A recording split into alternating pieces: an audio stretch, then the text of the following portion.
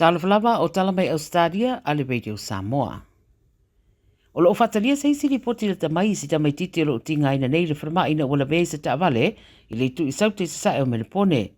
Wa mele 7 News e tatunuina le tamai titi sala vele patola inga ala i James Cook Drive ma Heatherton Road i Endeavour Hills i le afo le malu le taona le la. E tolu tau sanga le matua ma alo i le wharama i Dandenong, ma le abeta avale na le veai e lua sufa tau sanga le matua o lo sosoni nei su e su e ngā leo leo. Lo vai e iata me le 7 News se skuta i le vaenga le tupo i le whaale lave, ma o whai lue leo leo lo whai e per su e su e ngā. Ua whautua ina fo i abeta avale na ia whae tete, ma lama le onu sai i lunga o ala te tele. Wa vesele NDIS, the National Disability Insurance Scheme, se tasi o ana provider po stasi o company e sauni atu au unanga mo latou, ina ua maua i se porkalamele a current affair, nisi ngā yoinga whaapisi nisi ua whaia pe atu uina le au unanga i clients. Le au unanga le ale Coast Community, amataina e Denise Clissold, ma fola i le sauni o le au unanga tautau singa i se tūlanga mawalunga, mo e iaia a fianga tu maua le soifua. Pei tai te tausanga nei ua whaero ai te sue ngā le por kalamerea o se tasi le nei o nanga o pito whaale e tonu o lo o iai nei.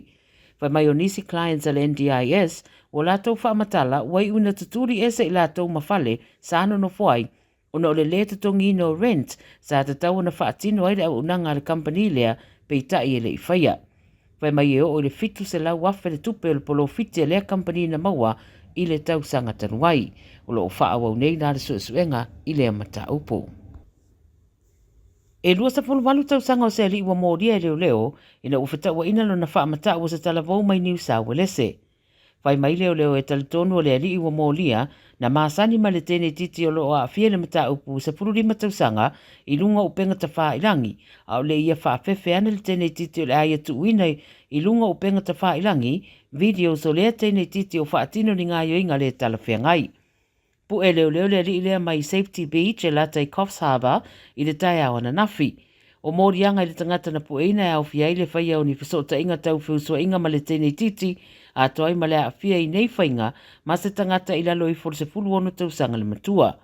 Whai mai leo e au i mātua o na mātala i mata upu whapenei e ono au fia i le whanau. E le i mawhai na tala i tua le ruasfulu walu tau sanga lea ma na tūna i le whaamsinonga i le asona nafi. E fōlinga o toi tari mai company te tele lua le Mastercard ma le Visa i le whaamata watu o le Reserve Bank Ausetalia le RBA, leo lo lato i loiroina le whaia o ni whaatapulaa i tūlanga o tutongi mo le whaongaino debit cards mai ia company. O le vasaneina fōrasi ai le whainga malo Ausetalia e whaapea o le a whaia se sā, pe o se whaatapulaa i fisi e tutongi i le whaongaino cards a matatu le rua awherus fuluono. Mai wha maumonga wailo ai o tangata whaatau i Ausetalia e o atu le tasi tesi ma le 5 piliona tupe e tutongi le tausanga i fees nei pe a whaongaina i a debit ma credit cards. O le whaamtalanga la mai le Mastercard Australia o ta ua ai o lo iai puinga o lo au fiai i le whaangai o io nei au nanga e meise le toi whaafo i atu tupe po refunds mo le au whaatau ele i maua la tau whaatau po ni o loa. Wa mai ala tu ele se meta o se free lunch po se mea ai maua fua mai fa pe fo ina le lato o nanga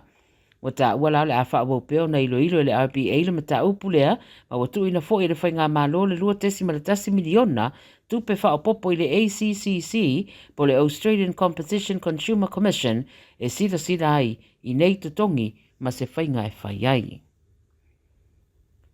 Ua matua i le fia tangata au mau se tasi o taulanga i ngā taifale o New South Wales na ua whaelo atu le tatau ana tutongina o paka o taawale i lea whaetu. Ta ua le 9 News o le whaetu lea tu lata i Byron Bay i le tu i mātua le stete mai le to tere nisi au mawai. O le whae unga ua whaia le pūlenga whaelo to i whale a lea whaetu o le a whaapipi i ei mita mō paka o taawale i le awala au tuanga i le taulanga ma ua whaeleo ai le le fia o tangata.